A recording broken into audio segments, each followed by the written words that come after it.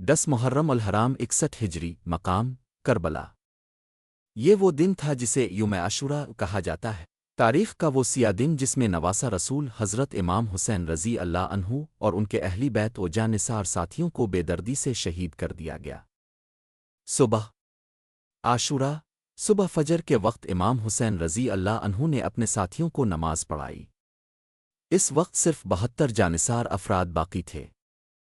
اس کے بعد امام حسین رضی اللہ عنہ نے اپنے خیموں کے سامنے خندق کھدوائی تھی جس میں آگ جلائی گئی تاکہ دشمن حملہ پیچھے سے نہ کر سکے۔ امام حسین رضی اللہ عنہ نے فوج یزید کو آخری بار پکارا، مجھے اور میرے ساتھیوں کو چھوڑ دو، میں کہیں اور چلا جاتا ہوں، مگر تم رسول کے نواسے پر ہاتھ نہ اٹھو۔ لیکن شیمر اور عمر بن سعد کے دل سخت ہو چکے تھے۔ جنگ کا آغاز۔ پہلا حملہ یزیدی لشکر کی طرف سے ہوا۔ امام حسین رضی اللہ عنہ نے ترتیب کے ساتھ اپنے اہلی بیت اور ساتھیوں کو میدان میں بھیجا۔ سب سے پہلے حضرت علی اکبر رضی اللہ عنہ کی شہادت۔ علی اکبر رضی اللہ عنہ امام حسین رضی اللہ عنہ کے جوان بیٹے، جو چہرے اور انداز میں نبی کریم سے مشابہ تھے، سب سے پہلے میدان میں اترے۔ عمر 18 سال۔ انہوں نے بے مثال شجاعت کا مظاہرہ کیا۔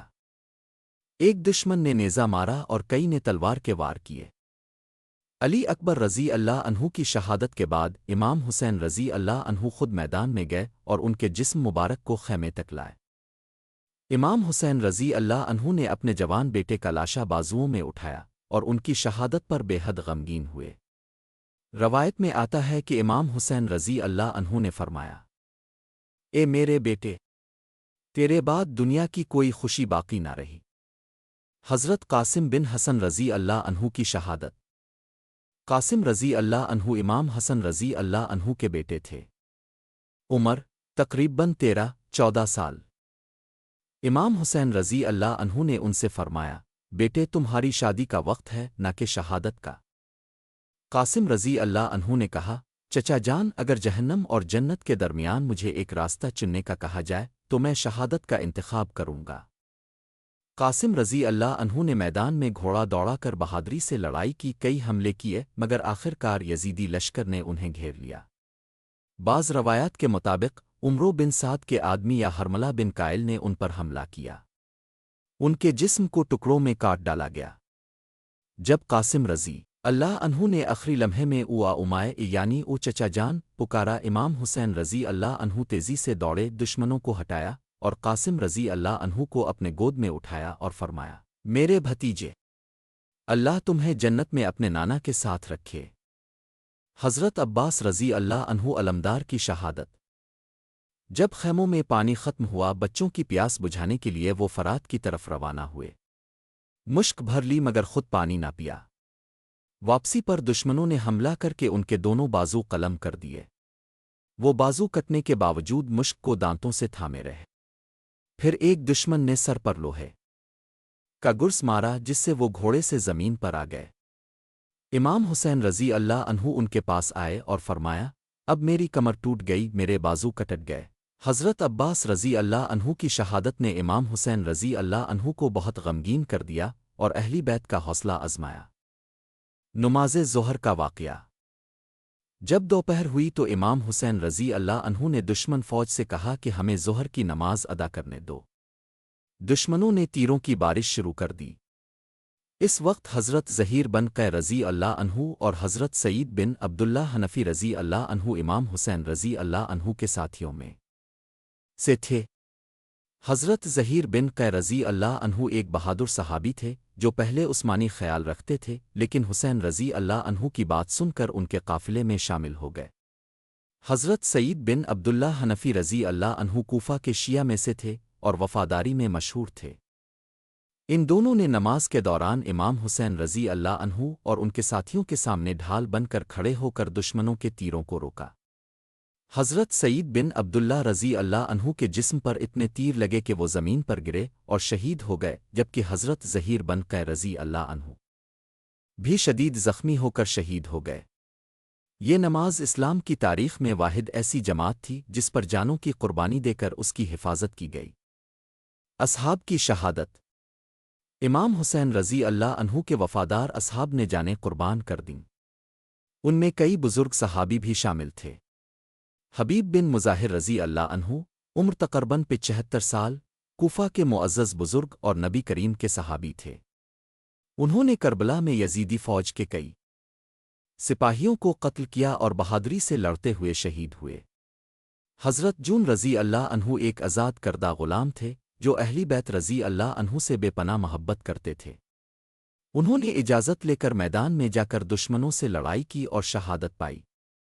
یہ سب اصحاب امام حسین رضی اللہ عنہ کے ساتھ ڈٹے رہے، ان پر تیروں تلواروں اور نیزوں سے حملے ہوئے اور ایک ایک کر کے سب شہید ہو گئے۔ امام حسین رضی اللہ عنہ کی تنہائی۔ جب کربلا میں سب ساتھی اور اہلی بیت شہید ہو گئے تو امام حسین رضی اللہ عنہ تنہا رہ گئے۔ امام زین العابدین رضی اللہ عنہ شدید بیمار تھے، خیمے میں تھے، لڑ نہیں سکتے تھے۔ صرف شیر خوار علی اصغر رضی اللہ عنہ ساتھ تھے جو شدید پیاسا تھا۔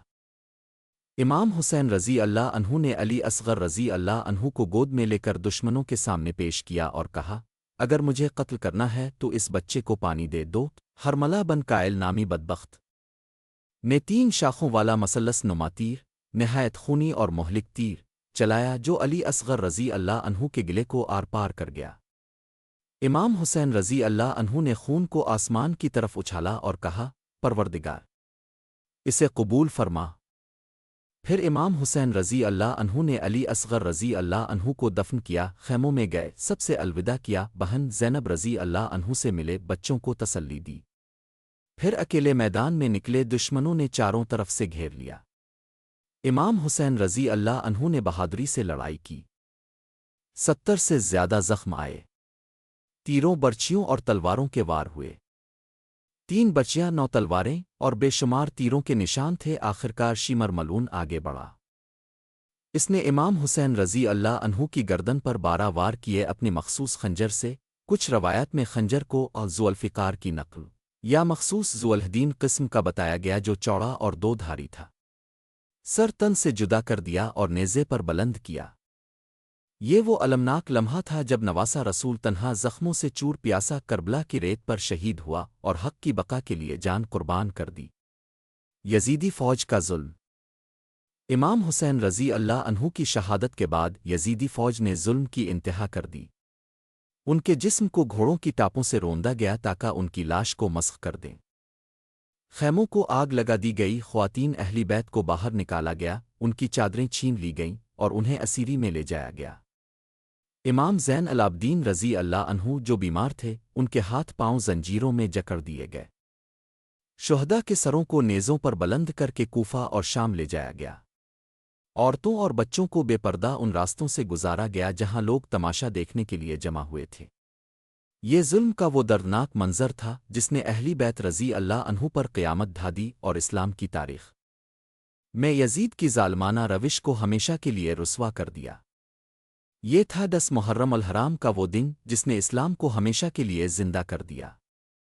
امام حسین رضی اللہ عنہ اور ان کے وفادار ساتھیوں نے پیاس اور بھوک کی شدت میں بھی حق کا پرچم بلند رکھا، ظلم کے سامنے سر نہ جھکایا۔ آج بھی کربلا ہمیں یہ پیغام دیتی ہے کہ سچائی کے لیے قربانی دینی پڑے تو اس سے پیچھے نہ ہٹیں۔ اگر آپ کو یہ ویڈیو پسند آئی ہو تو اسے شیئر کریں تاکہ کربلا کا پیغام زیادہ سے زیادہ لوگوں تک پہنچ سکے۔ اللہ ہمیں سچائی پر ثابت قدم رکھے، آمین۔